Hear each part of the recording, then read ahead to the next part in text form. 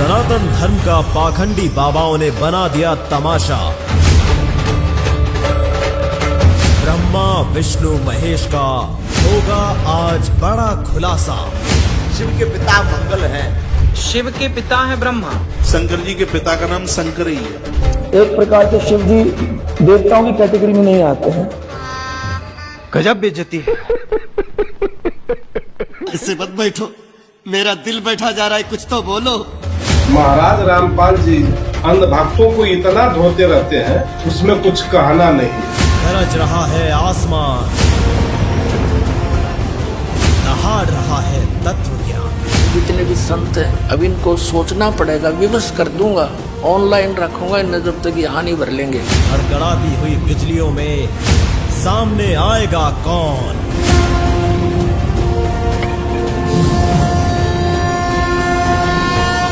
नहीं मिट रहा देवताओं का भी जन्म मृत्यु का कलेश।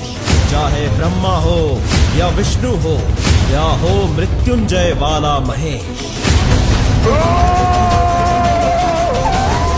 ऐसे अकाल काल में लड़ रहे हैं धर्म गुरु। नाश मत करिए, अब चलिए। 4 श्लोक पढ़िए भागवत में बता।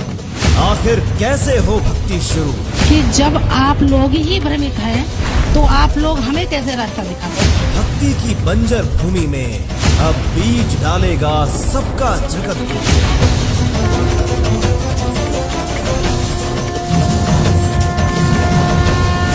वक्त आ गया है अब बदलने का, धर्म की झुकती ध्वजा को उठाने का, ग्रंथों की गांठ खोलने का, शास्त्रों के पृष्ठ पलटने का। वक्त आ गया है अब बदलने का, गीता का सार समझने का। पाखंड को खंड करने का, भ्रम का कुंभ तोड़ने का।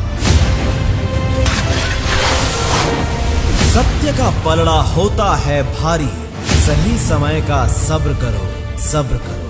पाखंडी बाबाओं झूठ से बाज आ जाओ, शर्म करो, शर्म करो। तत्व ज्ञान की तूफान में उखड़ी अज्ञान की जड़ें, सच्चाई के खुल गए द्वार जो युगों से थे बंद पड़े।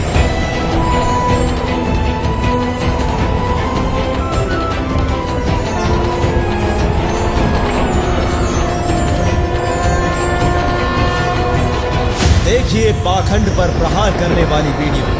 पाखंडी बाबाओं झूठ से बाज आ जाओ, शर्म करो, शर्म करो। 11 जनवरी 2025 को शनिवार दोपहर 12 बजे फैक्टफुल डिबेट्स यूट्यूब चैनल पर।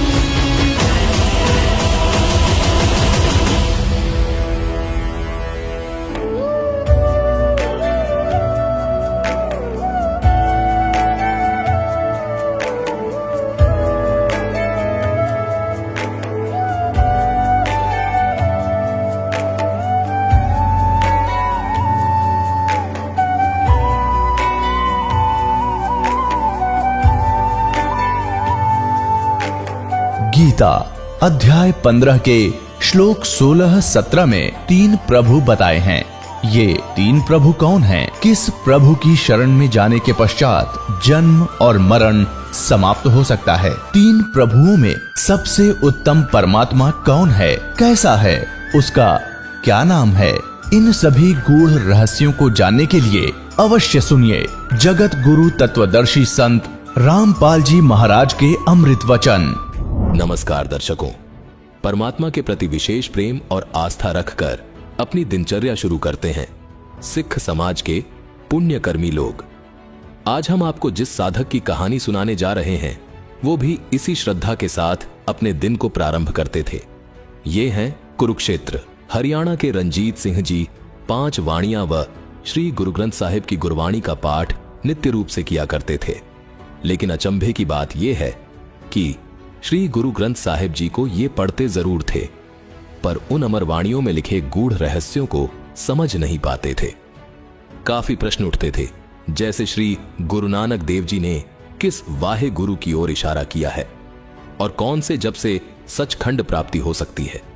इसी कश्मकश में उलझे रंजीत जी को 2015 में तत्वदर्शी संत रामपाल जी महाराज जी के सत्संग प्रवचन सुनने को मिले, जिसमें गुरुवाणी से उजागर किए गए सभी तथ्यों को देख ये आश्चर्यचकित रह गए।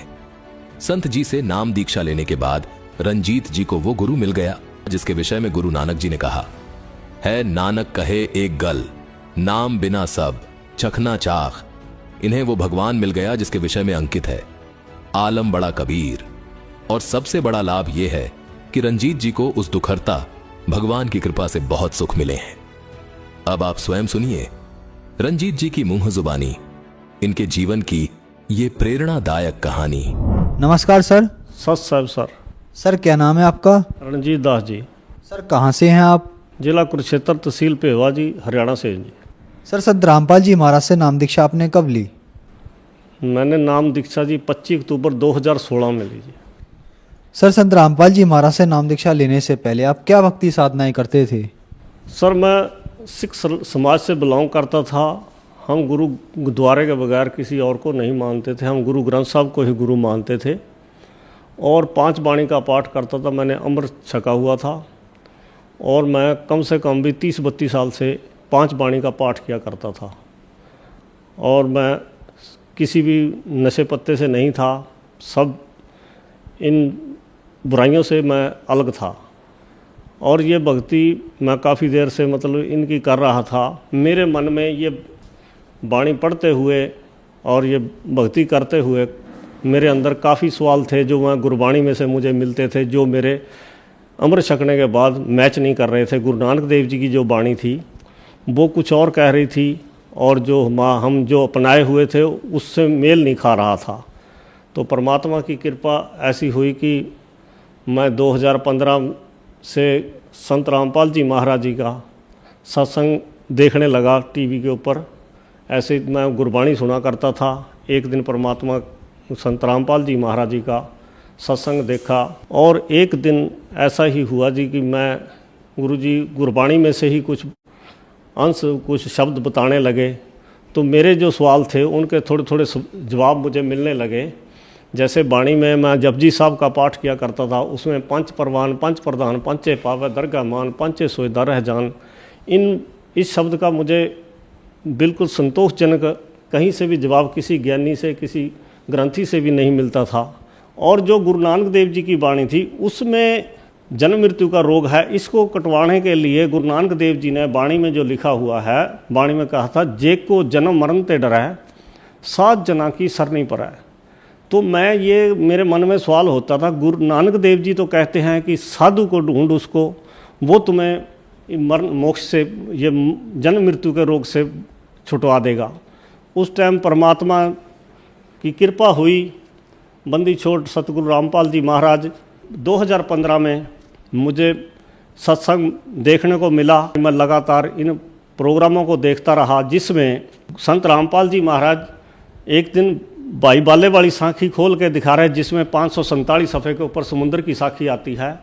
उसमें बाला और मर्दाना गुरुजी से निवेदन कर रहे थे कि हमें वो श्रीलंका में जो जहाँ रामचंद्र जी ने चढ़ाई करी थी वो लंका दिखाओ जी। जो समुद्र था जहाँ पुल बनाया गया था वो नहीं देखा हमने, वो दिखाओ जी। उस साखी के अंदर गुरु नानक देव जी बाला और मर्दाना के सामने जो वो नाम सतनाम के 2 अक्षर का नाम था, वहाँ गुरुजी ने हमें दिखाया उस समुद्र की साखी में। तब मेरे को बहुत अचंभित होया मैं कि ये 2 जो अक्षर हैं इनको सतनाम कहा जाता है। ये मेरा पहला सवाल तो यहाँ से पूरा हुआ जी। सतनाम देखने के बाद मैं गदगद हो गया कि यही सतनाम है जो बाणी में। गुरु रामपाल जी तो कुल 60-70 साल के होंगे। ये बाणी तो जब की लिखी हुई है, जब 5वें पातशाह ने लिखी थी। ये वो तो लिख नहीं गए इसमें नाम ये। तो मैं इस बात से संतुष्ट हो गया। फिर दूसरा मंत्र जो था, जो प्रथम मंत्र मिलता है हमें, 5 शब्द तित घर सभागे बाणी में मैं पढ़ता था।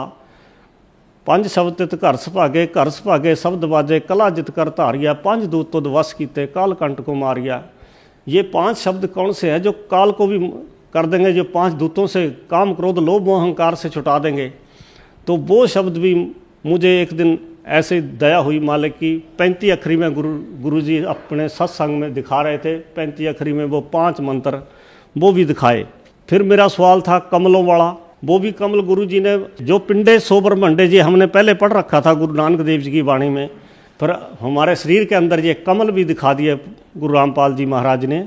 और जब वो मुझे कमल देख लिए मेरी काफ़ी दृढ़ता बनेगी, फिर पूर्ण परमात्मा कौन है जिसको हम अकाल पुरख काल पुरख करते थे, हम संत ही माना करते थे।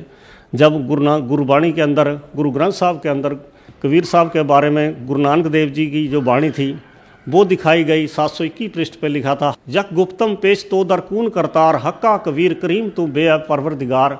जब इसका अर्थ करके गुरु नानक देव जी की वाणी का संत रामपाल जी महाराज ने बताया तो मैं ये भी हमें विश्वास होने लगा। और 24 पृष्ठ के ऊपर जो गुरु नानक देव जी की पहली उदासी कांसी की ही है, हमारे ये इतिहास में है। तो मैंने वो जो वाणी वहाँ बोली गई थी, फाही सुरत मलुकी वेश, ए ठगवाड़ा ठगी देश, खरा सियाणा बहुता भार, धानक रूप रहा करतार, एक तेरा नाम तारे संसार, मेरी एहो आस एहो आधार, नानक नीच कहे विचार, धानक रूप रहा करतार। और ये 4 बार लिखा हुआ है। मैंने सब जो गुरु जी दिखाया करते थे, मैं मेरे घर के पीछे ही गुरुद्वारा, मैं सुबह जाके वहाँ गुरु ग्रंथ साहब जी को खोल के उनको देखता था। ऐसे मैंने सारा मिलान किया तो मेरी सारी जो सवाल थे, मेरे सब सवालों के जवाब मिलते चले गए। परमात्मा ने कृपा करी, इसलिए हम उस पर दृढ़ हुए। इन सारी चीज़ों के जब मुझे जवाब मिलने लगे तो उसके बाद मैं ये सारा ज्ञान समझने के बाद मैं यहाँ कुरुक्षेत्र आया। और कुरुक्षेत्र आकर नामदान सेंटर पे मेरी भक्तमती ने और मैंने दोनों ने गुरु संत रामपाल जी महाराज से यहाँ मैंने नाम ग्रहण किया। सर, आपने बताया कि आप अपना गुरु ग्रंथ साहिब जी को मानते थे, तो फिर आप संत रामपाल जी महाराज को आपने अपना गुरु क्यों माना, क्या कारण था? सर, मैं गुरु ग्रंथ साहब जी को गुरु मानता हूँ, जैसे आदेश हुआ था उसी हिसाब से। लेकिन हम आज तक क्या कर रहे थे कि हम उसका कहना नहीं मान रहे थे, जो उसमें लिखा था उसके मुताबिक नहीं हम चल रहे थे। हम अपनी मन मानाचार नहीं करते थे। हम तो सोचते थे गेड़ा काटा और बाणी पढ़ ली हमारा कल्याण हो जाएगा। लेकिन जो गुरु नानक देव जी को परमात्मा मिले, जो उन्होंने उसमें कहा था, मैंने वो करके देखा। उसके बाद मेरे सारे सवालों के जवाब मिले। तो किसी भी साधु संत जो पूरी पृथ्वी के ऊपर है, जगत गुरु तददर्शी संत नहीं मिल रहा था। ना गुरु संत रामपाल जी महाराज के बगैर ये जगत गुरु तददर्शी संत नहीं लिखा जाता और किसी के सामने भी। और मैं दावे के साथ कह सकता हूँ कि संत रामपाल जी के बगैर पूरी पृथ्वी के ऊपर कोई तददर्शी संत नहीं है और ना ही कोई सतगुरु है। मैं आपको बताना चाहता हूँ, मेरा छोटा भाई है, उसके 2 लड़के, एक 24 साल का, 28 साल का। हम गुरु ग्रंथ साहब को मानते हैं, पाठ भी कराए, हमारे पास पैसे की भी कोई कमी नहीं थी, किसी तरह का कोई कमी नहीं है। दोनों बेटे हमारे 24 साल का, एक 28 साल का, ख़त्म हो गए। और मैं नहीं कहता कोई गुरुद्वारा ऐसा छोड़ा होगा जहां हमने पाठ नहीं कराया होगा और अरदासें नहीं करी होंगी, लेकिन हमारी सुनाई नहीं हुई कहीं भी। और ये चीज़ें मुझे झंझोड़ रही थी बहुत, क्योंकि हमें कोई लाभ ही नहीं, बाणी पढ़ने से भी, पाठ करने से भी कोई लाभ नहीं मिल रहा था। तो क्या सर संत रामपाल जी महाराज से नाम दीक्षा लेने के बाद आपको कुछ लाभ भी प्राप्त हुए? लाभ तो मुझे बहुत हुए हैं, लेकिन जिनमें से मैं कुछ आपको जो मोटे मोटे लाभ हुए हैं मैं आपको बता देता हूँ। लाभ तो गिनते सारी रात भी निकल जाए, सारा दिन भी निकल जाए, जो जीव का थूक सूख जाएगा, इतने लाभ देता है परमात्मा। मेरे ताऊ जी और मेरे पिताजी दोनों के कानों से नहीं सुनाई देता था। ये हमें पीढ़ी दर पीढ़ी लगा हुआ था ये रोग हमारे परिवार में। इसी तरह मेरे भी 50-55 साल की उम्र में जब मैं आया, 50-52 साल की, 5-6 साल पहले, मेरे कान में भी ऐसे ही, इसी टाइम मेरे पिताजी के हुआ था, इसी टाइम मेरे भी ये रोग चालू हो गया। मेरे कान के पर्दे में सुराख हो गया था और मेरी ये साइड सारी में दर्द होने लग गया था। और मैं पटियाला राजेंद्रा अस्पताल का एक रिटायर्ड डॉक्टर, परमार डॉक्टर है, उसके पास से साल भर दवाई लेता रहा। उसी टाइम 2015 की बात है कि उसी टाइम मैं साल भर हो गया था, तो उधर मैं ये रिसर्च भी कर रहा था, गुरुजी के प्रोग्राम भी देख रहा था। अचानक मुझे परमार डॉक्टर ने कहा तू एम्स में वहाँ ऋषिकेश ही दिखवा ले अपने कान को, वहाँ बड़ा डॉक्टर है। मैं वहाँ चला गया। उन्होंने मेरा 2 बार मैं वहाँ गया, उन्होंने 1 बार दवाई दी, दूसरी बार उन्होंने टेस्ट किया कि तेरी हड्डी गलने लग गई अंदर से, सरदार जी आपके तो कान का ऑपरेशन होगा। फिर मैंने उनको कहा चलो ऑपरेशन कर दो।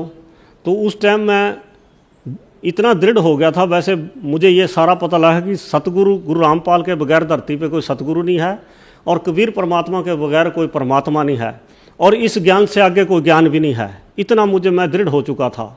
और उस टाइम मैंने नाम नहीं लिया हुआ था। और फिर मैं जिस टाइम उन्होंने मुझे वहाँ 7 मई 2015 को मेरा ऑपरेशन का टाइम दे दिया। जिस टाइम मैं उस टाइम दे दिया तो मैं अभी 3 महीने थे वहाँ। एक लड़की जलंधर की लगी हुई थी। मैं बोला बेटा 3 महीने में कैसे काटूंगा, मेरे तो कान रोज़ बहता है और खारिज होती है, सुनता भी नहीं है, दवाई भी नहीं आप दे रहे कह रहे। उन्होंने कहा अंकल जैसे भी होगा कि यदि किसी का पहले ऑपरेशन होगा तुम्हारा नंबर लगा दूंगा। लेकिन मेरा नंबर तो मैं घर चला गया और मैं सत्संग देखता था। मैं एक दिन ऐसे ही मन में प्रार्थना करी, संत रामपाल जी महाराज आप पूर्ण परमात्मा है, मेरे कान मत खोसियो, मैंने तो आपकी भक्ति करनी है, तेरा नाम सुनना है। मैं सच करके कह रहा हूँ, मैंने नाम भी नहीं लिया था। सुबह को जब मैं उठा तो मेरा कान बिल्कुल सूखा था और मेरे कोई खारिश नहीं हो रही थी, कुछ नहीं हो रहा था। मेरा नाम लेने से पहले परमात्मा ने मेरा कान ठीक किया, जो हमें जन्म जन्म से हमारे पीढ़ी दर पीढ़ी ये रोग चला आ रहा था। उसके बाद मेरी भक्तमती है, जब हमने नाम ले लिया, हम नाम तो ज्ञान के आधार पे आए, लेकिन उनको भी प्रॉब्लम थी, उनके शरीर में दर्द रहता था, एक छोटी मोटी प्रेत बाधा सी रहती थी, उसके कारण सारा शरीर बेकार कर दिया। घुटनों में दर्द, शरीर का वजन बहुत बढ़ गया था। और 25 अक्टूबर 2016 में संत रामपाल जी महाराज से जब नाम लिया, उसके 1.5-2 महीने बाद ही भक्तमती को भी आराम होना शुरू हो गया और उनका वजन घटना शुरू हो गया। आज हमें लगभग 3.25 साल हो गए हैं। और मैं एक बार यूपी वाले खेत से पिपली के पीछे आ रहा था, ये कुरुक्षेत्र से पीछे, अचानक मेरी कार, एक टेम्पू ने मेरे सामने टेम्पू रोक दिया, उसमें लग गई आके और टेम्पू नीचे खदानों में जा गिरा और वो चालक की टांग टूट गई। मैंने वहाँ थाने में फ़ोन हो गया, यहाँ मेरे मिलने वाले थे, उन्होंने फ़ोन कर दिया, वहाँ पुलिस वाले आ गए, मुझे उन्होंने संभाला, उसको भी उठा के ले गए, उसको यहाँ कुरुक्षेत्र हॉस्पिटल में ले आए, तो यहाँ से चंडीगढ़ रेफ़र कर दिया वो जो टेम्पू चालक था। फिर हम सुबह को वहाँ आए, थाने में गाड़ी खड़ी कर दी, गाड़ी भी मेरी टूट गई थी। और फिर मैं वहाँ जब गए थाने में, हमने उनसे समझौता करना चाहा, तो मैं जो इंस्पेक्टर उसके बयान लेने चंडीगढ़ गया था उसको फ़ोन किया कि इनसे बात कर लो, जो को यहीं पैसा लेके फ़ैसला कर लेंगे। तो उसने 50,000 रुपये मुझसे मांगे। फिर मेरे को पुलिस वाले ही बोले जब तेरा बीमा कागज सब कुछ पूरे हैं, तुम्हें क्या देने की ज़रूरत है, तुम केस कर दियो तो अपने आप कर लेगा फैसला, जब पहली तारीख पे आएगा। मैंने उनका कहना मान के ऐसे कर लिया। मैं जो केस बना था उस केस की तारीख भुगते मुझे 3 साल गुजर गए। हर महीने मुझे तारीख पे आना पड़ता था, मुदई आए ना आए मुझे ज़रूर आना पड़ता। मैं बड़ा परेशान चल रहा था, तारीख भुगत के मुझे यूपी से 200 किलोमीटर में आता था, 200 किलोमीटर जाता था। और फिर जब मैंने नाम लिया, 3 साल हो गए थे मुझे ये क्रिया करते हुए, ये केस भुगतते हुए। नाम अक्टूबर में लिया और 25 जनवरी 2017 में मैं बाइज्जत बरी हुआ। संत रामपाल जी महाराज की कृपा हुई और उसके बाद मैं उस केस में मुझे एक पैसा भी नहीं देना पड़ा, बाइज्जत बरी हुआ। मैं अपने समाज के भाइयों को मैं बताना चाहता हूँ, यदि कोई परमात्मा पाना चाहता है इस धरती के ऊपर, जो मनुष्य देह में आया है, इस जीवन का ये 84 लाख जून के बाद ये जीवन प्राप्त हुआ है। भई प्राप्त मनुख देहरिया, गोबिंद मिलन की ये तेरी वरिया, अवर काज तेरे किते ना काम, मिल साध संगत भज केवल नाम। यदि हमने कृत करते करते मोक्ष पाना चाहते हैं, हमें किसी तीर्थों मंदिरों कहीं जाने की जरूरत नहीं है। सब किछ घर में बाहर नाही, बाहर ढोला सो भरम भुलावै। जिसने परमात्मा पाना है, सब कुछ तेरे शरीर, ये ऐसा परमात्मा ने एक ऐसी मशीन बनाई है, इसी में परमात्मा की प्राप्ति है। देवते भी इस शरीर के लिए लोचते हैं, जिसके लिए गाया करते थे, तीर्थ भी लोच दे ये जो साधु है इसके लिए, और ये जो शरीर है इसके लिए देवी देवता भी लोचते हैं। मैं अपने सब बहन भाइयों को कहना चाहता हूँ कि ये मनुष्य जन्म बार बार नहीं मिलता। अब मैं तो यही अपने बहन भाइयों को संदेश देना, जो गुरु ग्रंथ साहब को मैं गुरु मानता हूँ, और जो उस गुरु कह रहा है, जो उसकी वाणी कह रही है गुरु नानक देव जी की, उस वाणी के आधार पे चल के देख लो एक बार। यदि आपको जो वाणी में लिखा सारे लाभ प्राप्त होंगे और आपका मोक्ष होगा। आपको सबसे लोक सुखिया हो जाएगा। तुम्हारा जितने दिन हम यहाँ रहेंगे हमें यहाँ भी सुख प्राप्त होगा और मोक्ष हम बिल्कुल आसानी से हम यहाँ से सचखंड चले जाएंगे। संत रामपाल जी महाराज से दीक्षा लेनी बहुत आसान है। इस टाइम 10-12 चैनल टीवी के ऊपर संत रामपाल जी की सत्संगों के चल रहे हैं। उनके प्रत्येक सत्संग के नीचे एक पीली पट्टी चल रही है। उस पट्टी के ऊपर सतलोक आश्रम बरवाड़ा के नंबर चलते हैं। उन नंबरों पे फ़ोन करके आप जहाँ से भी फ़ोन करोगे उसी नज़दीक नामदान सेंटर का आपको पता मिल जाएगा। आप आसानी से वहाँ से जाकर नाम दीक्षा लेकर अपना कल्याण करवा सकते हैं।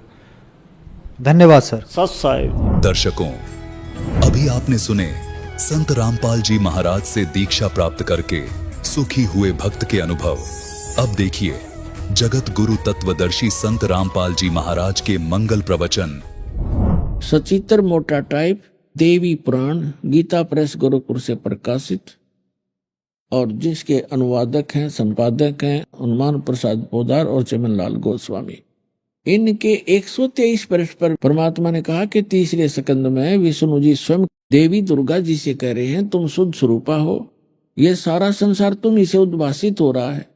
मैं ब्रह्मा और शंकर हम तुम्हारी कृपा से ही विद्यमान है।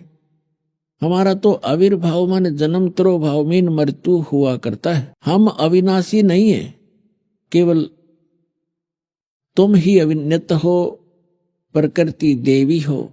तो भगवान शंकर कह रहे हैं कि हे माता, जब विष्णु जी के बाद श्री ब्रह्मा जी भी आप ही से उत्पन्न हुए हैं, तो क्या मैं तमोगुणी लीला करने वाला शंकर आपका पुत्र नहीं हुआ? और दूसरी बात सुनो स्वामी जी, के शिव पुराण के अंदर रुद्र संहिता अध्याय नंबर 5 से लेकर 8 तक उसमें स्पष्ट किया है कि शिव और शिवा के संयोग से पति पत्नी व्यवहार से विष्णु जी की उत्पत्ति हुई। अब इस बात को सुनकर विवेकानंद बहुत ज्यादा बौखला गया। अपनी इंसल्ट फील की कि मेरे वक्ताओं में एक छोटा सा बालक और मुझे विचलित कर रहा है। उसको ये भी मालूम था कि ये श्रोता शिक्षित नहीं है और ये मैं जो कहूंगा उसको ही फाइनल मानेंगे, इस बच्चे की बात पर ये विश्वास नहीं करेंगे। फिर भी उसने अपनी इंसल्ट किसी ना किसी तरीके से महसूस की और जिसके कारण उस बालक वेशधारी परमात्मा से कहा कि ए बालक, आपने ये ज्ञान कैसे प्राप्त हुआ? आप कैसे जान सकते हो सदग्रंथों को? क्या आपने कोई गुरु बना रखा है? परमात्मा ने कहा कि हाँ जी, मैंने गुरु बना रखा है। विवेकानंद जी ने पूछा, आपका गुरु कौन है?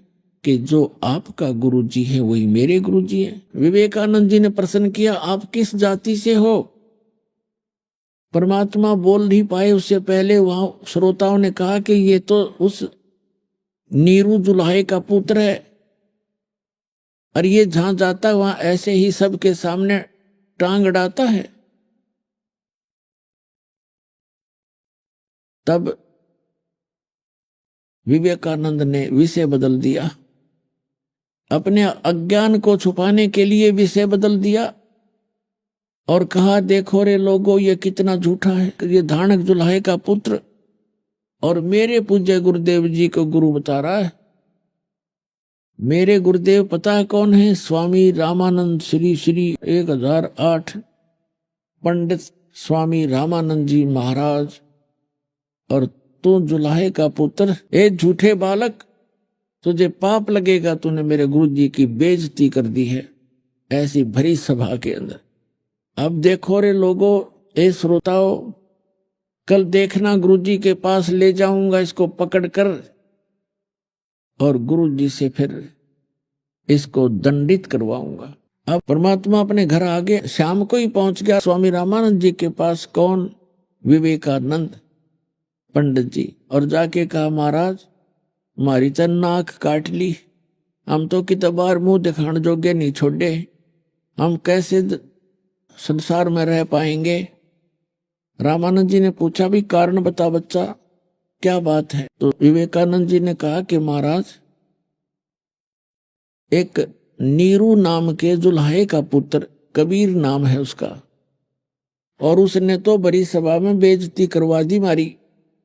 उसने कहा कि मैंने स्वामी रामानंद जी से दीक्षा ले रखी है, लंबा सा तिलक लगा रखा अपने की तरह, और हे गुरुदेव अब हम कैसे संसार में रह पाएंगे, हमारी तो इज्जत का नाश हो गया। तो रामानंद जी बहुत दुखी हुए, कहने लगे वो झूठा है, मैंने किसी जुल्हाए के बालक को नाम दीक्षा नहीं दी, और कल लाओ उसको पकड़ के। तो विवेकानंद 7-8 और लठैतों को लेकर गया, बदमाश गुंडों को, और पहुंच गया वहां जुलाहों की कॉलोनी में।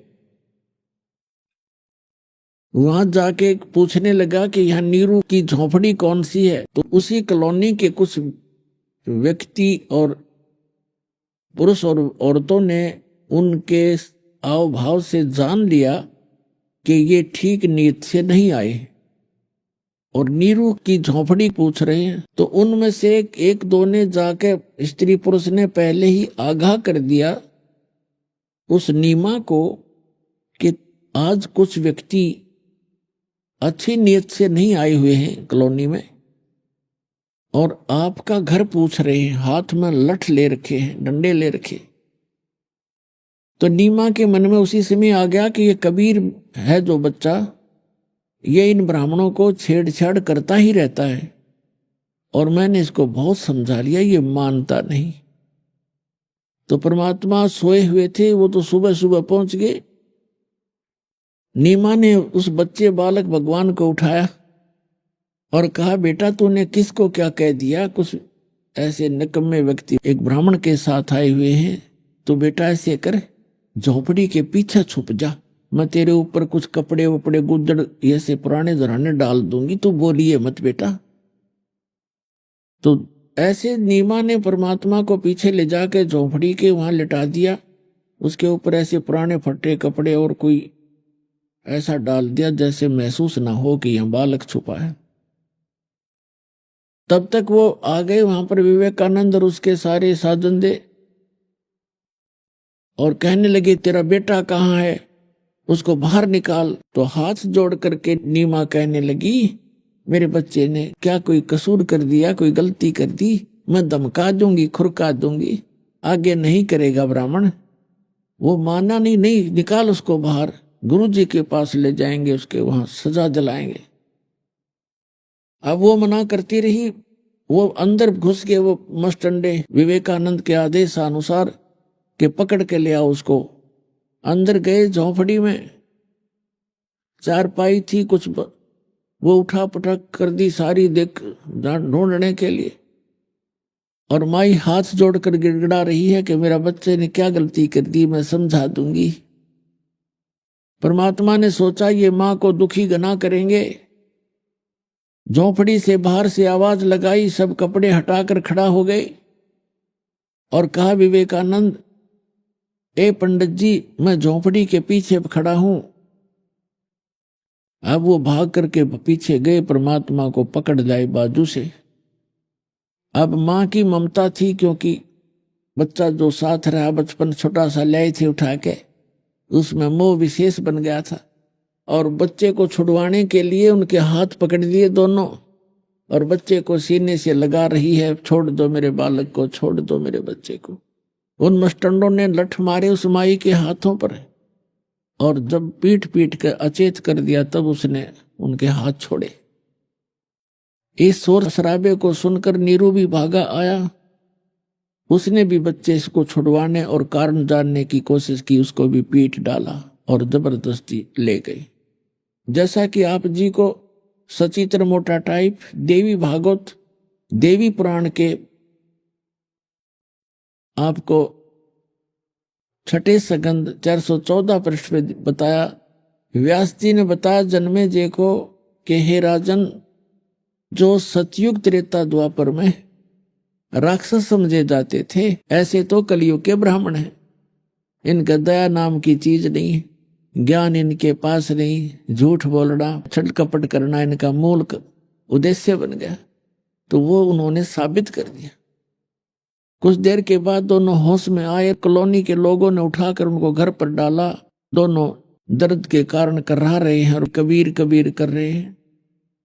उधर से परमात्मा को ले जाकर के स्वामी रामानंद जी की झोपड़ी के सामने खड़ा कर दिया। और भी श्रोता बहुत इकट्ठे दर्शक आ गए थे, क्योंकि विवेकानंद ने अपनी इज्जत बरकरार रखनी थी और ये सिद्ध करके कि ये झूठा है, इसने झूठ बोली है कि स्वामी रामानंद जी से इसने दीक्षा ले रखी। विषय बदल ही चुका था वो। अब रामानंद जी ने तो कह के बुलाया था कि कल सुबह ले आना, वो भी इंतजार में थे। अब रामानंद जी ने अपनी झोपड़ी के कुटिया के सामने एक पर्दा टांग रखा था। झोपड़ी के अंदर रामानंद जी बैठे थे। अभी तक उसने अपनी भक्ति साधना जो प्रतिदिन नित्य नियम सुबह का करते थे वो नहीं किया था। और विवेकानंद जी ने जाकर आवाज लगाई, गुरुदेव ये नीरू का बालक आ गया है, ये वो झूठा कपटी आ गया है। अब रामानंद जी पूछ रहे हैं कि तू कौन है, तेरा क्या नाम है, मुझे बताइए। अब गरीबदास जी ने अपनी अमृतवाणी में चित्रण किया है, जैसे तुलसीदास जी ने रामायण को अपने मधुर वचनों में कैसे लिपिबद्ध किया, ऐसे ही परमेश्वर से परिचित होकर आदरणीय गरीबदास साहिब जी ने परमात्मा के इस ज्ञान को, परमात्मा की इस लीला को कैसे चित्रार्थ किया है, सुनिएगा।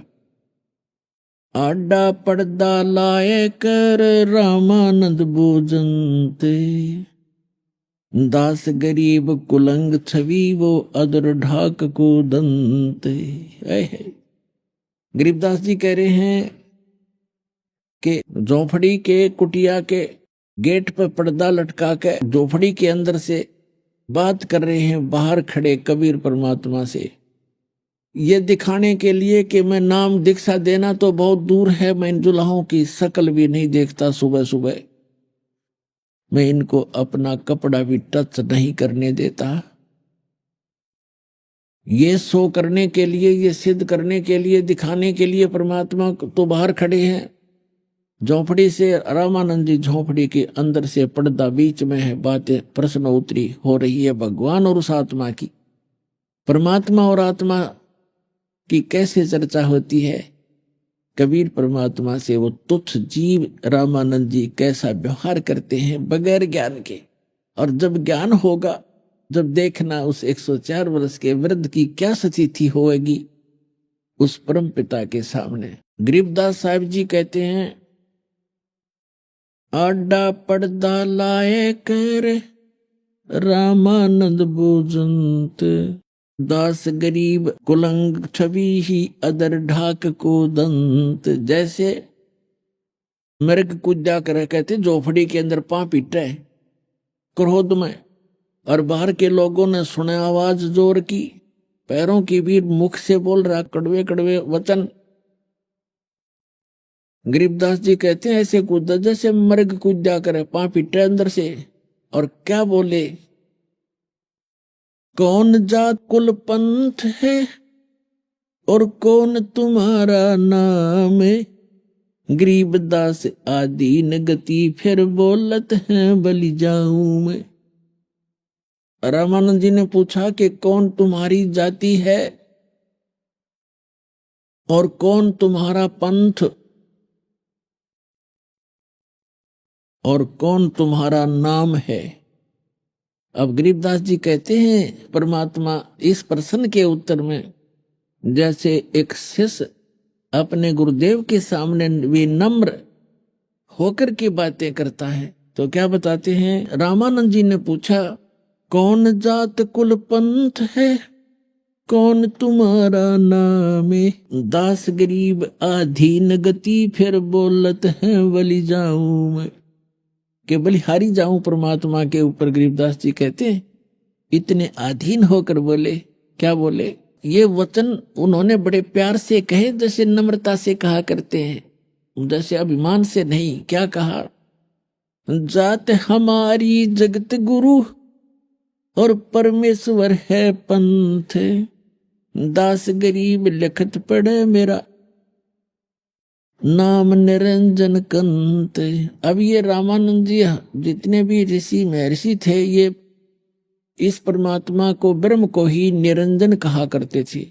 वैसे इसका सही नाम ज्योत निरंजन है।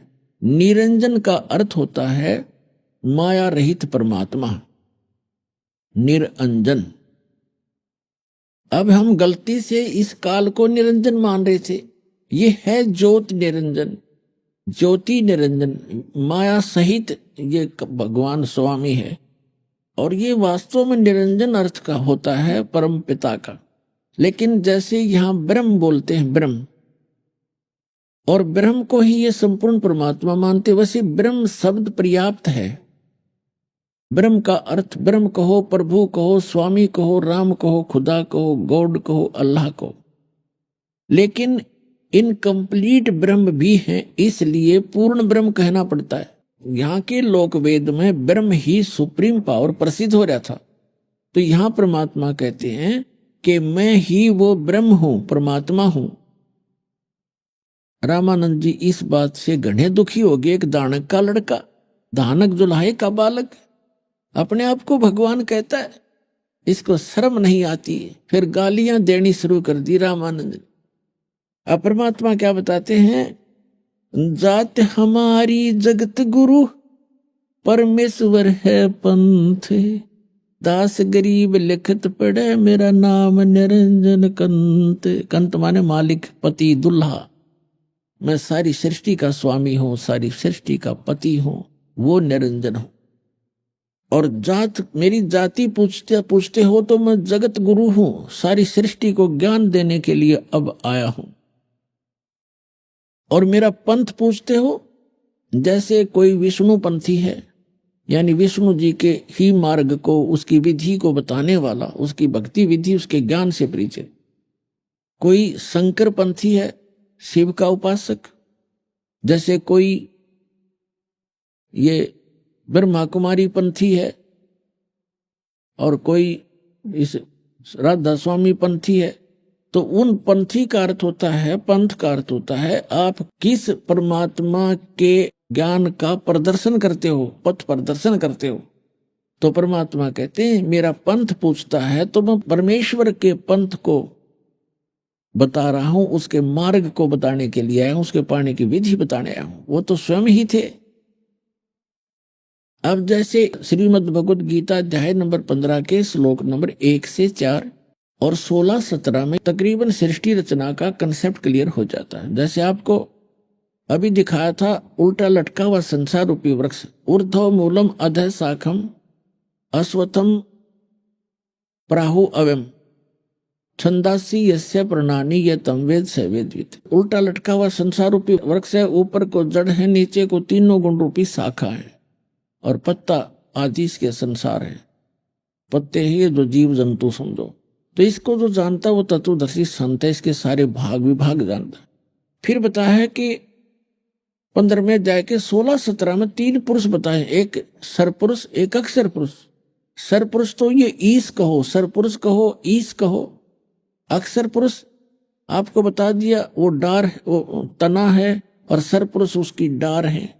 तो अक्षर पुरुष कहो या ईश्वर कहो, ईश, ईश्वर।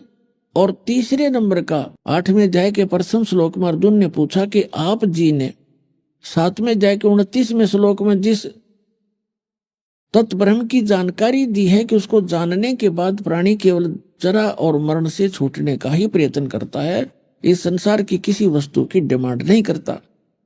तो 8वें अध्याय के प्रथम मंत्र में अर्जुन ने पूछा किम तत्ब्रह्म, वो तत्ब्रह्म क्या है। 8वें अध्याय के तीसरे श्लोक में गीता ज्ञानदाता कहता है वो परम अक्षर ब्रह्म है। तो गीता अध्याय नंबर 15 के श्लोक नंबर 1 से 4 में सभी विभाग बताए हैं, और 16-17 में बताया है कि 3 पुरुष है। एक सरपुरुष, सरपुरुष को ईश कहते हैं, ये केवल 21 ब्रह्मांड का स्वामी है, प्रभु है, मालिक है। और दूसरे को अक्षर पुरुष को ईश्वर कहते हैं, ईश्वर यानी ईश से श्रेष्ठ, इस ब्रह्म से नेक्स्ट पर ब्रह्म, अक्षर ब्रह्म भी कहते हैं इसको। और तीसरे नंबर का जो परम अक्षर ब्रह्म है उसको परमेश्वर कहते हैं। ईश ईश्वर यानी इस ईश से श्रेष्ठ, और परमेश्वर उस ईश्वर से भी श्रेष्ठ, परम श्रेष्ठ, ईश्वर से भी परम यानी परमेश्वर, वो तीसरे नंबर का यानी ओवरऑल कंट्रोलर। तो परमात्मा अपने को छुपाकर अपनी महिमा आप ही बता रहे हैं कि जाति हमारी जगत गुरु और परमेश्वर है पंथ, दास गरीब लिखत पढ़ो मेरा नाम निरंजन कंत। अब रामानंद जी घने दुखी हो गए इस बात से, अज्ञानता के कारण कि छोटा सा बालक धानक का, एक जुल्हाई का बालक और अपने आप को भगवान बताता है, तो गुस्से आकर गालियां मंड गए, गालियां लगे देने। रे बालक सुन दुर्बुद्धि घटमट तन आकारे, दास गरीब दर्द लगा जब हो बोले सृजनहारे। मालिक ने अपने आप को मालिक कह दिया, सृजनहार कह दिया, तो रामानंद जी के कहते दर्द लगा, दुख हुआ उस बात का। और क्या बोले, रे बालक सुन दुर्बुद्धि, ए मंदबुद्धि के व्यक्ति, तेरा घटमट तन आकार। अब देखो हमारी बुद्धि कितनी कमजोर थी। ये दास विष्णु जी का उपासक था, श्री कृष्ण और श्री राम हमारे पक्के भगवान थे, और भगवान शंकर भी आदरणीय थे। हम तो सभी को ऐसे मानते, लेकिन विशेष रूप से हम विष्णु के उपासक थे, श्री कृष्ण जी के। और ऐसे ही अन्य भी हमारे साथी होते थे। तो जब कभी डिस्कस करते थे, कोई पूछता था कि समाधि लगाता है, मैंने किसी संत ने बताया मैं समाधि लगाता हूं, और भगवान आपने देखा? अके नहीं, भगवान तो निराकार है, वो दिखाई थोड़ा ही देता है, वो तो निराकार है, केवल प्रकाश दिखता है। कुछ तो सुनी सुनाई का, और एक आध दिन दिख भी जाता होगा, तो प्रकाश भगवान नहीं है, वो तो भगवान का प्रकाश है। तो कहने का भाव ये है, यहां रामानंद जी भी उसी दुर्बुद्धि से ग्रस्त था। वो कह रहा है कि तू अपने आप को भगवान कहता है, भगवान दिखाई थोड़ा देता, वो तो निराकार है, उसका तन शरीर थोड़ा ही है। ये सांग ऐसी बिरानवाटी हो रही थी, ऐसी दुर्बुद्धि थी हमारी ज्ञान की। अब वही रामानंद जी बोल रहा है उसी सत्र का, वही ज्ञान आम आदमी को हमें होता था ऐसा ही।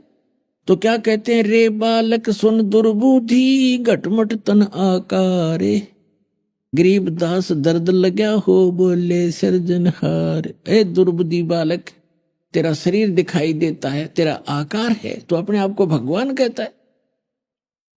तो गरीबदास जी कहते हैं रामानंद जी का इस बात का घना दुख हुआ, भगवान ने अपने आप को भगवान कह दिया।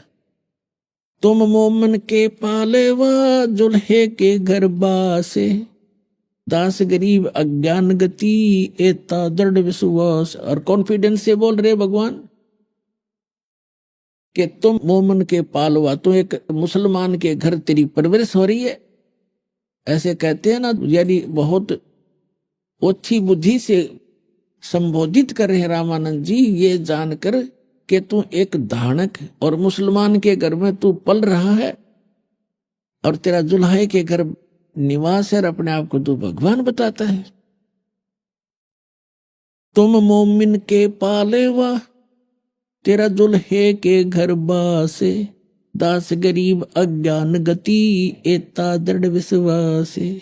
मान बड़ाई छोड़ करे बोलो बालक बैन। रामानंद जी कहे हैं कि सीधी बात कर, अभिमान त्याग, तू अभिमान ना करे कि अपने आप को भगवान बता रहा है। मान बड़ाई छोड़ करे बोलो बालक बैन, दास गरीब अदम मुखी एता तुम गट फैन। तरक तलु से बोलते रामानंद सुरज्ञान, दास गरीब को जाते हैं आखिर नीच निदान। अब रामानंद जी कह रहे हैं कि तेरी जात का पता नहीं, कुजात तेरा पता नहीं तो किसका है, तू पढ़ा पाया था उसको नीरू को, और अपने आप को है तू कुजात है ना, नीच, इसलिए अब छोटा मुंह बड़ी बात कर रहा है।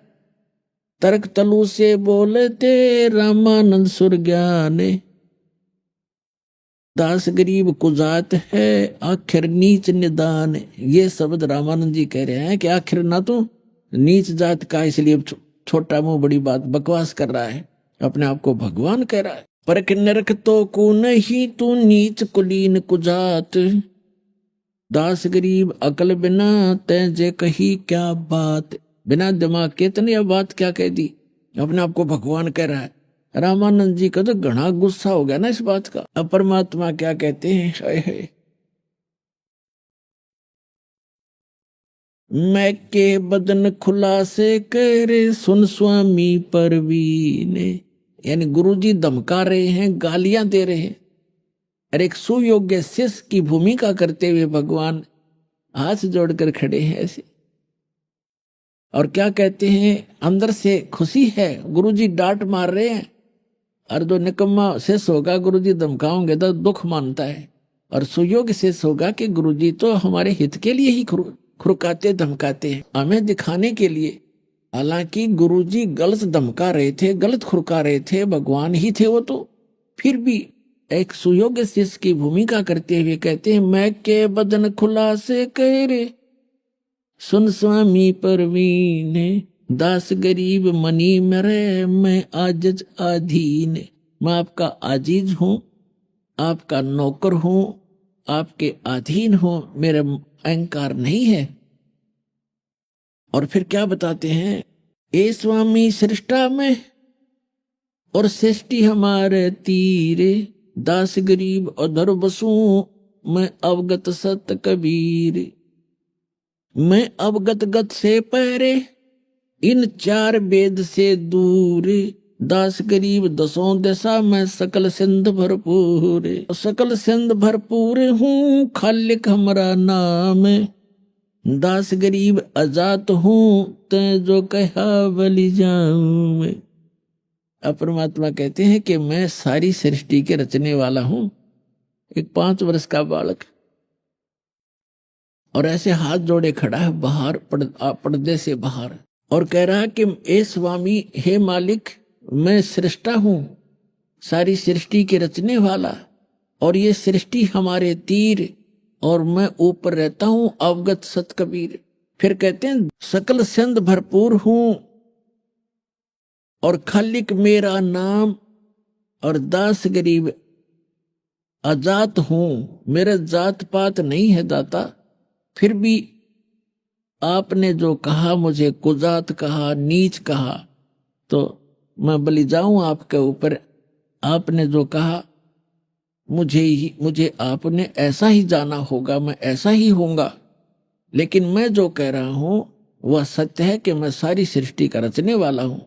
एक 5 वर्ष का बालक, और ये बातें कवैरो भी धानक का जुलाहे का 600 वर्ष पहले।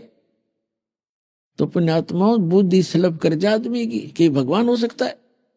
और कबीर साहब को आज कोई भगवान मान कर राजी नहीं, और वो भगवान है। हमारे ना मानने से कौन सा वो भगवान नहीं रहेंगे। एक लाल कोई किसी को पहचान नहीं, हर कोई ये कि ये करोड़ रुपए का है एक छोटा सा कंचा, और कोई नौकर मैं तो नहीं मानता। उसके ना मानने से लाल की कीमत नहीं समाप्त होगी, लेकिन वो उसके व्यवहार में नहीं है, उसको उसका जानकारी नहीं है, तो उसकी अपनी ही अज्ञानता का ये परिणाम है। फिर क्या बताते हैं, सुन रामानंद राम हम मैं बावन नरसिंह। दास गरीब सर्व कला में व्यापक सर्वंग। हम मौला सब मूलक में मुल्क हमारे माही। दास गरीब दयाल हम सम दूसर नाही। हमसे ही पानी पवन और हमसे धरणी आकाश। दास गरीब तत्व 5 में हम ही शब्द निवास। अपने आत्माओं देखिएगा, ये है सूक्ष्म वेद, और इस सूक्ष्म वेद को समझने के लिए परमात्मा की दी हुई वो विशेष विलक्षण बुद्धि चाहिए। अब यहाँ क्या बताते हैं परमात्मा कि मैं सब में व्यापक हूँ। कैसे हूँ कि जैसे 5 तत्वों के अंदर जो आकाश का गुण है वो सब में व्यापक है। 5 गुण हैं, शब्द स्पर्श रूप रस गंध। जैसे 5 तत्व हैं और इनके 5 के 5 ही गुण हैं, जैसे आकाश, वायु, अग्नि, पृथ्वी और जल। ये ऐसे हैं, तरतीब वाइज है। तो यहां क्या बताया है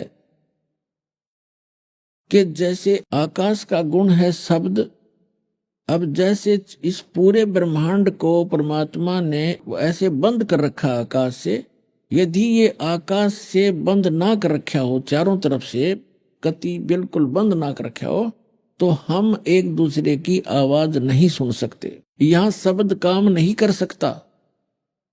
जैसे किसी स्पीकर का पर्दा फट जाता तो फुसर फुसर करेगा, वो आवाज नहीं रहती। तो उसके बाद जो आकाश का गुण है शब्द और वायु का गुण है स्पर्श, जैसे आवाज लगती है ठंडी और गर्म, और अग्नि का गुण है रूप, जैसे अग्नि बकड़ बकड़ बलती है, और पृथ्वी का गुण है गंध। अब जैसे शब्द जो है आकाश का गुण है, और वायु जब चलती है उसमें सरसर की आवाज आती है, तो वायु के अंदर भी उस शब्द का गुण विद्यमान है, यानी शब्द उसमें कांस्टेंट है, अभिन्न नहीं है। ऐसे अग्नि जलती है तो बकड़ बकड़ की आवाज आती है, तो उसमें शब्द साथ है, शब्द का गुण उसके अंदर साथ है। और पृथ्वी का डला जैसे उठाकर हम पटकते हैं, उसकी आवाज आती है, तो पृथ्वी के साथ है, उसमें भी विद्यमान है वहां पर भी। और वापस जल को ऊपर से डालते हैं, तड़ तड़ की आवाज आती है, तो उसमें भी शब्द साथ है। तो कहने का भाव यह है परमात्मा कबीर साहब का कि मैं ऊपर रहता हूं, लेकिन मेरी शक्ति पूरे ब्रह्मांडों में, जैसे शब्द सब में व्यापक है आकाश का गुण, ऐसे मैं सब में मेरी शक्ति साथ विद्यमान है, और उस मेरी शक्ति से ही सब ब्रह्मांड और सब ये जीव क्रियावान है। परमात्मा ये समझाना चाहते, क्या कहते हैं, हमसे पानी पवन है, हमसे धरणी आकाश, गरीबदास तत्व पांच में हम ही शब्द निवास। जैसे पांचों तत्वों के अंदर शब्द कांस्टेंट है, साथ है, अभिन्न है, ऐसे मैं रहता ऊपर हूं, मेरी शक्ति सब में विद्यमान है। वो बिल्कुल भी किसी कोई प्राणी या कोई कण मेरी शक्ति से बचा नहीं है। अब रामानंद जी ने सोचा कि ये बालक बात तो बड़ी बड़ी कर रहा है, इसको थोड़ी सी बाद में बात करूंगा, अपनी पूजा कर लेता हूं जो शेष रहती थी। रामानंद जी क्या करते थे, पर्दा लगा ही रखा था, परमात्मा को कहा कि बैठा दो इस बालक को, यहीं बैठ जा 5-10 मिनट, मैं अपनी थोड़ी पूजा कर लेता हूं, फिर इससे बात करूंगा बाहर आकर के। अब उसने अपनी पूजा क्या करता था रामानंद जी, एक भगवान विष्णु का सालिग्राम बना रखा था मूर्ति पत्थर की, और वो सभी जितने उनके शिष्य थे वो मूर्ति की पूजा करते थे, सालिग्राम की पूजा करते थे। भगवान विष्णु के सभी कपड़े मूर्ति के उतारते थे और मुकुट भी रख देते थे आदर से। एक माला जो गले में होती थी, एक तुलसी के मनिये की कंठी बोलते, वो भी डालते थे, तो सभी उतार दी जाती थी। फिर भगवान को स्नान किया जाता है, तो वो मानसिक पूजा करता था। उस पत्थर की मूर्ति अवश्य रखी थी उसने, लेकिन वो मानसिक सेवा किया करता था, जैसे कल्पना करता था, जैसे एक वैसे करते हैं, एक तो सौपन होता है, वो तो मानसिक समझो, एक वैसे प्रैक्टिकल करते हैं, मूर्ति को स्नान कराते हैं, सोच कपड़े पहनाते हैं, ऐसे। तो वो मानसिक सेवा किया करता था कि मानसिक पूजा का ज्यादा लाभ होता है। अभी आपने सुने संत रामपाल जी महाराज के मंगल प्रवचन। आइए अब सुनते हैं संत रामपाल जी महाराज से नाम दीक्षा लेकर सतभक्ति करके अद्भुत लाभ प्राप्त करने वाले अनुयायी के विचार। दर्शकों, आपने एक कहावत अवश्य सुनी होगी, जहां चाह वहां राह। पर सवाल ये उठता है कि परमात्मा की चाह और विकारों से दूर रहने की इच्छा तो सभी को होती है, लेकिन सही राह हर किसी को नहीं मिलता। परंतु वर्तमान समय में एक संत की आध्यात्मिक शक्ति से लोगों को जीवन जीने की सही राह मिल रही है। उन्हीं लोगों में से एक हैं बागेश्वर, उत्तराखंड के कमल चौहान जी, जिनकी जिंदगी को संत रामपाल जी महाराज जी की शिक्षाओं ने प्रभावित किया। पहले ये शास्त्र विरुद्ध मनमानी साधनाओं में फंसकर सही पथ से भटके हुए थे। इनकी जिंदगी में काफी दुख दर्द और मां को भूत प्रेत बाधा भी थी। इसी बीच में कमल जी को ज्ञान गंगा पुस्तक मिली, जिसके लेखक तत्वदर्शी संत रामपाल जी महाराज हैं। पुस्तक में वर्णित शास्त्रानुकूल साधना को अपनाने से तो मानो कमल जी की जिंदगी बदल गई हो, जैसे भटके को सही राह मिल जाती है। माता जी की भूत प्रेत बाधा दूर हुई और पिताजी को नया जीवन दान मिला। साथ ही संत जी के शुभाशीर्वाद से कमल जी को सुकून और शांति की अनुभूति हुई। अब सुनिए कमल जी का साक्षात्कार, सच्चे संत की शक्ति का चमत्कार। नमस्कार सर। सर नमस्कार। सर क्या नाम है आपका? मेरा नाम कमल सिंह चौहान है। मैं उत्तराखंड बागेश्वर ग्राम किड़ई से हूँ। सर संत रामपाल जी महाराज से आपने नाम दीक्षा कब ली? मेरा आध्यात्मिक जन्म 1 अप्रैल 2014 को हुआ सर। सर संत रामपाल जी महाराज से नाम दीक्षा लेने से पहले आप क्या भक्ति साधनाएं करते थे? सर मैं ब्रह्मा, विष्णु, शिव, हनुमान जी सभी देवी देवताओं की भक्ति किया करता था सर। सर आप ब्रह्मा, विष्णु, महेश तथा हनुमान जी की भक्ति करते थे, तो आप संत रामपाल जी महाराज की शरण में क्यों आए? सर मैं जब ब्रह्मा, विष्णु, महेश की भक्ति किया करता था तो मैं बहुत एक्सीडेंट होती थी मेरी, और मेरा भाई बहुत बिगड़ा हुआ था, और मेरी मम्मी के अंदर भूत था, और घर में बहुत क्लेश हुआ करते थे, और मेरा छाती भी टेढ़ी थी और हाथ में भी हड्डियां निकली हुई थी। मैं बहुत ज़्यादा परेशान था, मानसिक रूप से भी बहुत परेशान था मैं, और मतलब हालत बहुत मेरी ख़राब थी। और कई बार तो ये लगता था कि मैं भक्ति छोड़ ही दूँ, मतलब भक्ति करने की इच्छा नहीं करती थी। इतना भक्ति करते हुए घर में मतलब हमेशा झगड़ा हुआ करता था, और मतलब सुख नाम का चीज़ ही नहीं था घर में। तो संत रामपाल जी महाराज की शरण में आप कैसे आए? मैं संत रामपाल जी महाराज के चरणों में, मेरे मामा जी हैं खुशाल सिंह मेहता जी, उन्होंने मेरे को ये इसके बारे में 2012 में जब पुस्तक भेजी थी, तो उस टाइम मैंने केवल संत रामपाल जी महाराज का फ़ोटो देखा था। तो मैंने उसमें 2-3 पेज पढ़ी थी, तो उसमें एक चीज़ लिखा हुआ है उस पुस्तक में, ज्ञान गंगा पुस्तक में, कि जो पीवे कड़वा पानी 70 जन्म कुत्ते की जानी। तो ये चीज़ मुझे बहुत प्रभावित किया। और उसमें एक और चीज़ लिखा है, जो मतलब मीट मांस खाता है उसकी मतलब बहुत बुरी हालत होती है, इस प्रकार की लिखी थी। तो अब मैं अपने जहाँ पर रहता था वहाँ पर एक अंकल थे, तो वह शराब बहुत पिया करते थे, तो अपने मतलब घर वालों को बहुत मारते थे। तो वह देखकर मुझे बहुत मतलब अच्छा नहीं लगता था, दुख होता था। और एक और चीज़ मैं, जैसे उसमें एक और चीज़ लिखा हुआ है ज्ञान गंगा पुस्तक में, दहेज लेना महाअपराध है, मतलब दहेज नहीं लेना चाहिए, इससे क्या क्या प्रॉब्लम होती है उसमें लिखा हुआ है। इस वक्त मतलब सरकार एक पहल चला रही है, मिशन चला रही है कि बेटी बचाओ बेटी पढ़ाओ। जब बेटी बचेगी ही नहीं, कैसे पढ़ेगी? दहेज के कारण बहुत सारी बेटियों को मार दिया जाता है। उसके बाद ये ज्ञान मुझे बहुत अच्छा लगा, उसमें जो लिखा था दहेज लेना मतलब गलत है, इस प्रकार का लिखा था। क्योंकि हम हर दिन न्यूज़पेपर में देखा करते थे कि हर बेटियों को मार दिया जाता है दहेज के कारण। तो मैं जब अपने मामा जी के पास गया तो उन्होंने ये ज्ञान समझाया, तो मुझे तो थोड़ा अच्छा ही लगा। फिर उसके बाद मैंने टीवी में सत्संग देखा संत रामपाल जी का, तो बहुत अच्छा लगा। फिर उसके बाद हम वहाँ बरवाला आश्रम गए संत रामपाल जी का। वहाँ पर हमने जब क्या बोलते सब व्यवस्थाएं देखी, बहुत अच्छा व्यवस्था था वहाँ पर। और सबसे पहले मैं ये बताना चाह रहा हूँ कि मुझे पहले उल्टियाँ हुआ करती थी। संत रामपाल जी महाराज के चरणों में आने से पहले बहुत उल्टियाँ हुआ करती थी। मैं बस से भी डरता था, मतलब उसमें चढ़ने से भी। फिर उसके बाद क्या हुआ कि आश्रम से बस आती थी फ्री में, कोई निःशुल्क, जो लोग कहते हैं कि पैसे लिए जाते, ऐसा कुछ नहीं था, निःशुल्क हर चीज़ था वहाँ पर बरवाला आश्रम में। फिर जैसे ही मैं गाड़ी में बैठा तो उसके बाद मैंने खाली मन में ही बोला कि मुझे बहुत उल्टियाँ होती हैं, इस प्रकार का बोला कि मतलब आप कैसे इसमें चढ़ूँ इस बस में। तो फिर उसके बाद मुझे नींद आ गई बस में। फिर जैसे मैं आश्रम के बाहर उतरा, बरवाला आश्रम के बाहर, तो फिर जैसे मैं अंदर गया तो मतलब वहाँ सब व्यवस्थाएं देखी मैंने, बहुत अच्छा लगा, आश्रम भी देखा। फिर उसके बाद हम नामदान स्थल में गए तो उन्होंने जो नियम पढ़ाए, रियली में नियम बहुत अच्छे थे। तो फिर मैंने नामदान ले लिया, मेरे पिताजी और मैंने। फिर उसके बाद हम वहाँ पर संत रामपाल जी हमारा आशीर्वाद दे रहे थे, तो मैं वहाँ पर गया। और मैं एक चीज़ और बताना चाहूँगा कि भक्ति से पहले मुझे बहुत गुस्सा आया करता था, बहुत ज़्यादा। घर वाले भी बहुत परेशान थे और मैं खुद परेशान था। मुझे कई बार लगता था कि मैं मतलब क्या बोलते जीने की इच्छा नहीं करती थी गुस्से की वजह से। और फिर जैसे ही संत रामपाल जी महाराज ने इस दास के ऊपर मतलब हाथ रखा तो आधा ऐसा लगा कि आधा मतलब कितने किलो टन मतलब वजन हट गए। ऐसा मुझे पहला मतलब वहाँ पर ही लाभ हुआ संत रामपाल जी महाराज के चरणों में। सर, संत रामपाल जी महाराज से आपने नाम दीक्षा ली और आपका गुस्सा जैसे दूर हो गया हो, इसके अलावा अन्य कोई लाभ आपको प्राप्त हुए?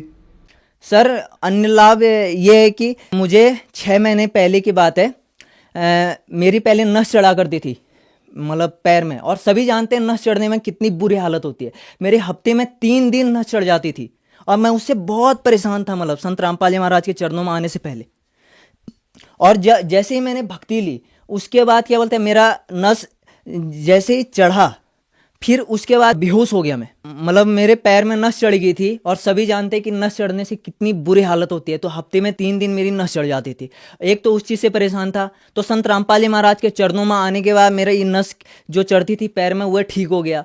और एक और चीज़ बताना चाह रहा हूँ कि जैसे मेरे ये हाथ में यहाँ पर ये हड्डी खिसक गई थी बचपन में, मतलब खेलने से हड्डी खिसक गई थी, संत रामपाल जी महाराज के चरणों में आने से ठीक हो गई। और जो ये सीने में मतलब ऊंचा नीचा था, तो ये भी ठीक हो गया संत रामपाल जी महाराज के चरणों में आने में। और मेरी मम्मी के अंदर भूत था, मेरी मम्मी भी बहुत परेशान थी, मतलब गैस प्रॉब्लम थी, भूतों से परेशान, घर में कलह रहता था, कोई चीज़ मतलब कोई बरकत नहीं थी, मतलब इस प्रकार की थी, वह सब चीज़ ठीक हो गया। और मेरे एक चीज़ और बताना चाहूँगा, एक बार मेरे पिताजी को 900 शुगर हो गया था और हम क्या बोलते हैं, अपने पिताजी को बहुत जगह लेके भी गए, सभी डॉक्टरों के पास। बिहार में गया, बिहार में एक सरकारी हॉस्पिटल है, वहाँ पर भी उनको लेके गए, तो उनको बोला कि भाई दूसरे जगह शिफ्ट करो प्राइवेट में।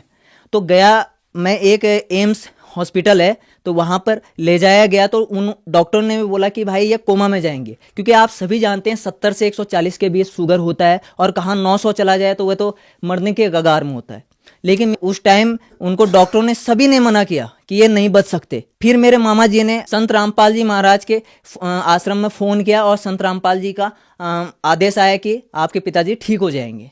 और फिर मैं भी यहाँ पर जब मुझे पता चला कि मेरे पिताजी को 900 शुगर हो गया, तब मैं बहुत रोया और मैंने कहा संत रामपाल जी महाराज आप ही सब कुछ कर सकते हो।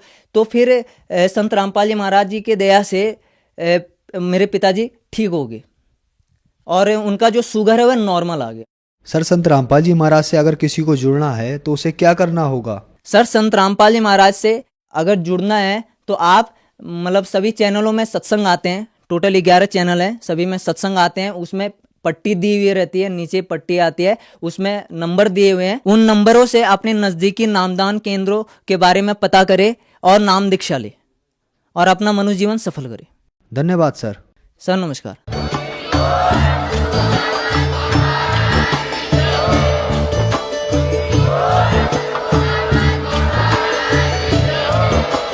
आप सुन रहे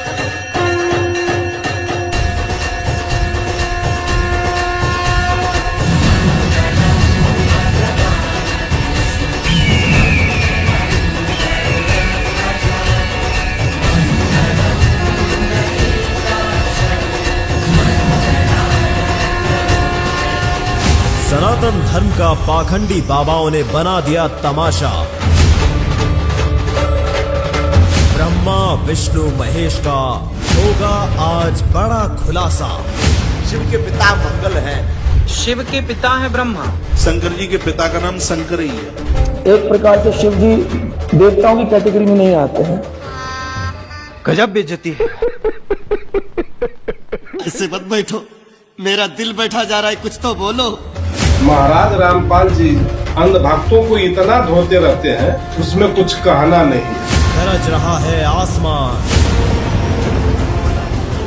दहाड़ रहा है तत्व ज्ञान। जितने भी संत हैं अब इनको सोचना पड़ेगा, विमर्श कर दूंगा, ऑनलाइन रखूंगा इन्हें, जब तक यहाँ नहीं भर लेंगे। गड़गड़ाती हुई बिजलियों में सामने आएगा कौन?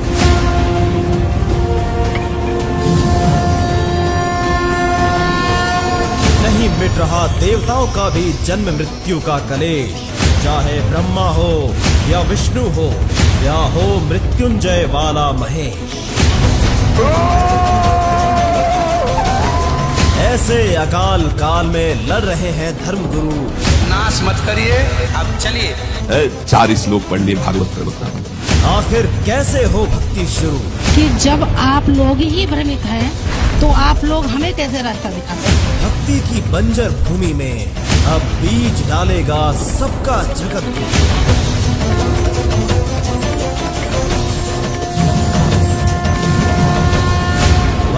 आ गया है अब बदलने का, धर्म की झुकती ध्वजा को उठाने का, ग्रंथों की गांठ खोलने का,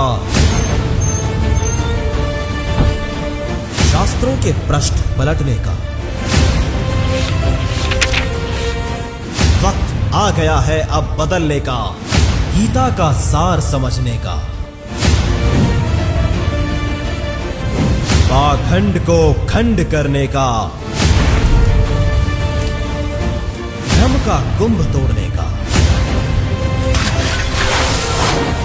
सत्य का पलड़ा होता है भारी, सही समय का सब्र करो, सब्र करो। पाखंडी बाबाओं, झूठ से बाज आ जाओ, शर्म करो, शर्म करो। तत्व ज्ञान की तूफान में उखड़ी अज्ञान की जड़ें, सच्चाई के खुल गए द्वार जो युगों से थे बंद पड़े।